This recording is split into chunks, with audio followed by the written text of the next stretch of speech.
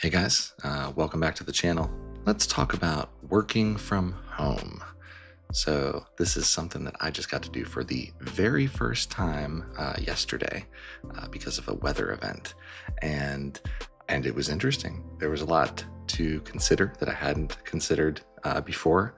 Had a little bit of time to prepare, but not a whole lot. I just started a new job, and I knew that I'd be working from home some days. Due to weather, they set us up to be able to train from home, and I learned a lot.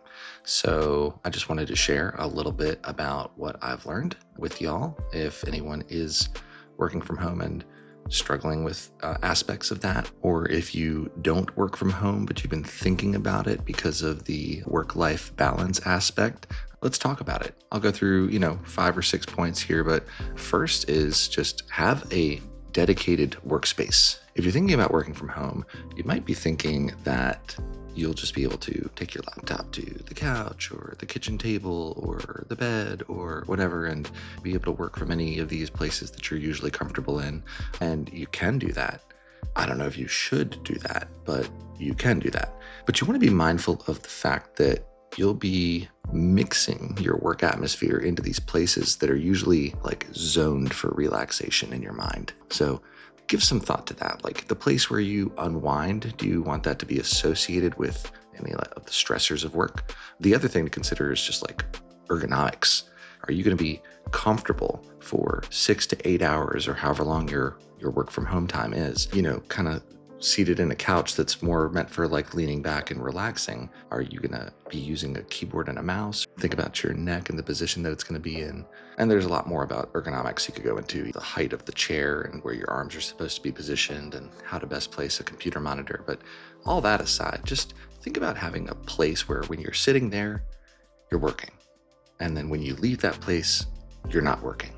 And I think that one consideration could make a world of difference. Now, the second thing I want to talk about is communicate with your significant other about what you need in terms of boundaries, but also consider how you being home may impact their routine and the space that they are used to having.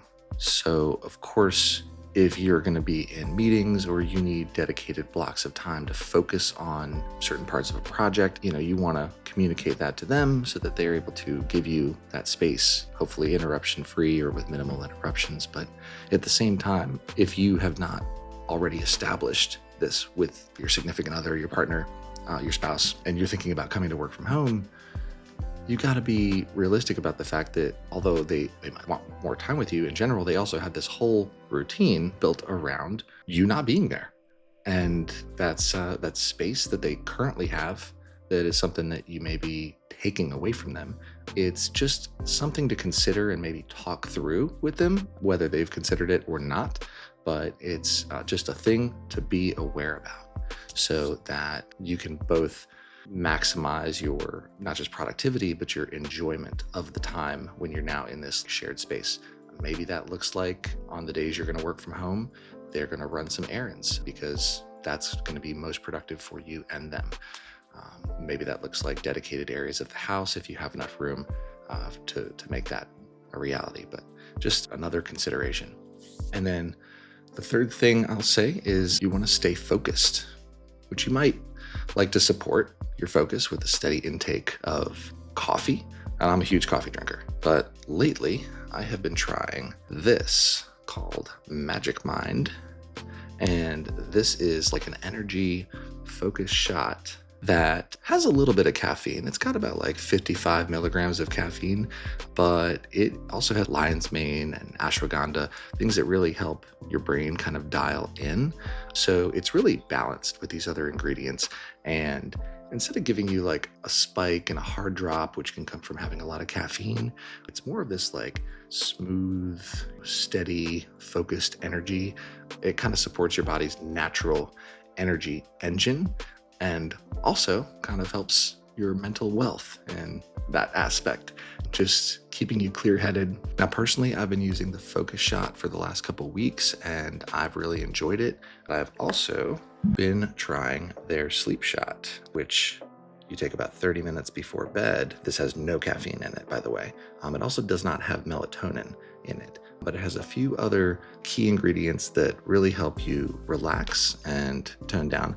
I sleep like a baby with this stuff, and it doesn't leave me feeling groggy. So I'm going to keep trying it for a little while. I'll give you all an update maybe in another week or so, but it's really good. I like it a lot. So I'm definitely recommending it.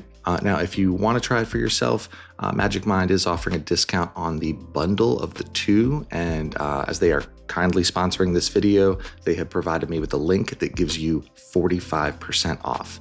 And that is just if you go to visit magicmind.com/WoodyJan, which I'll put on the screen right here. That's magicmind.com/WOODYJAN. And I will make sure to link that up in the description and as a pinned comment so that you can find that if you're looking for it. Now, the next thing that really helps me keep a clear head during this like work from home time is making sure to go for a walk.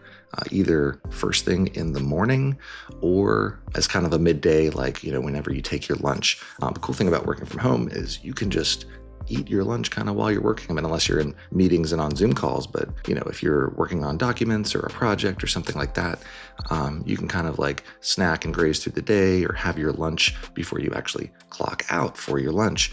So then you can take that hour and use it for something that's going to kind of like reinvigorate you for the second half of the day. And going for a walk or making sure to stretch are two things that could definitely help you with that. I know that they've helped me even with some of this cold weather that we've had. I've made sure to just get out there and walk for at least, 15, 20 minutes, if not a little bit longer. And that really gets the blood flowing and gives your mind time to clear, kind of time to process what you've been working on earlier and get you set up for success for the second half of the day. And if it's been at least like 30 minutes since the last time you stood up or stretched, you could start by stretching your finger towards the like button on the screen. And bonus points if you also tap the subscribe button, so you'll get notifications about future videos. And my next tip, if you're working from home, is to make sure to give yourself enough light. So like if you can set your workspace up in a place where you've got nice like natural light coming in through a window, that is ideal. It helps kind of like keep you awake, and then as the natural day progresses, you'll feel tired, so it keeps you kind of in circadian rhythm. But if you work odd hours, if you kind of work from home in the middle of the night and then like to get up, like to sleep during the day, or maybe you're in a room that doesn't get a lot of good natural light, there is another solution. This is what I use. It is called a light therapy visor. Now they make them in these visors, but they also make big light therapy boxes. So it's bright white light coming out of a box that you can set up kind of higher on your desk. It's not just light for the room, it is for your eyes, and it helps kind of reset your circadian rhythm. It also tells your body to stop the production of melatonin, which is very useful if you're trying to feel alert and awake. So I use this thing every morning for about 30 minutes, but I'll tell you a little bit more about it in this video right here. So go ahead and click on that, and I'm going to tell you how to feel more alert and more awake. Thanks for watching.